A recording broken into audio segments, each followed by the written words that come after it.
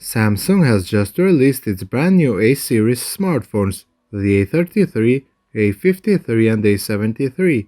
In this video, I wanted to compare the A53 against its predecessors, the A52, A51 and the A50. I am skipping the A52s and the A50s, since those were just mid-cycle upgrades.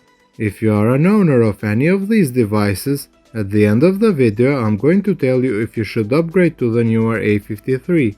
When it comes to the build quality, all of these devices are made of plastic. The A53 and the A52 have a matte plastic back, while the A51 and the A50 have a glossy plastic.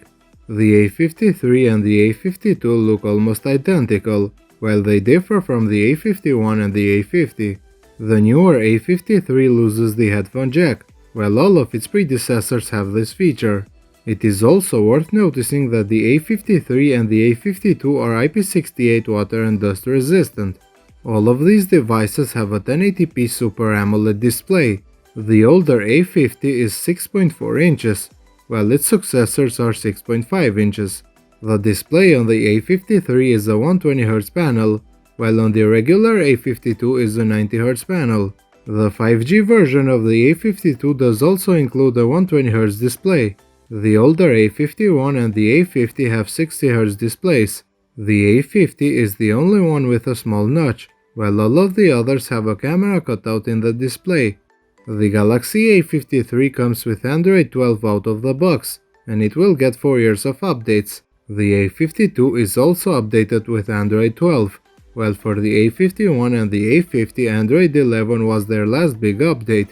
Being the latest, the A53 has of course the fastest processor, which in this case is the Exynos 1280. The 4G model of the A52 comes with a Snapdragon 720, while the 5G model of that device comes with a Snapdragon 750. The A51 5G has the Exynos 980, while the A51 4G has the Exynos 9611. The A50 is only 4G capable, and inside it has the Exynos 9610. The Galaxy A53 comes only with a 5G model, so no dedicated 4G model. The A53 and the A52 come with 128GB of base storage, while the base storage on the A51 and the A50 is only 64GB. RAM does also vary on all devices, from 4 to 8GB, besides the newer A53, which has at least 6GB. When it comes to the cameras, besides the A50 that has triple cameras, all the others have quad cameras. A 5MP depth sensor is present across the board, and only the A50 misses the 5MP macro sensor. The A53 and the A52 have the same 64MP main camera and the same 12MP ultra-wide camera, while the A51 has a 48MP main camera and a 12MP ultra-wide camera. The older A50 has a 25MP main camera and an 8MP ultra-wide camera. On the front, that device has another 25MP selfie camera, while its successors are equipped with a 32MP camera. Besides the A50, all the others can shoot videos up to 4K at 30 frames per second on the front and back. But only the A53 and the A52 include an OIS for their main cameras.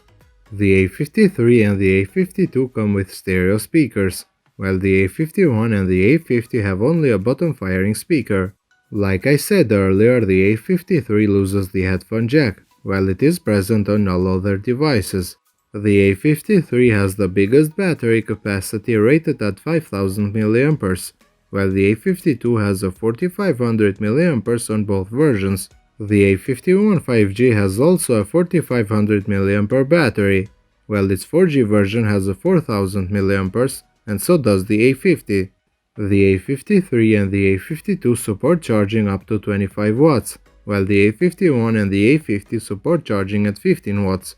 Neither of these devices has wireless charging. All of these phones have an optical in-display fingerprint scanner, and all of them can also be unlocked with a face scanner too. The A53 being the latest is also technically the best, but the differences with the A52 aren't that big, so if you have the A52, I don't think you should buy the A53. If you have the A51 and the A50 on the other hand, I think you will gain a lot with the newer A53, a faster processor, better cameras, better battery life and stereo speakers. If you did enjoy this video, then a thumbs up would be appreciated. Thank you for watching, and I'll see you in the next one.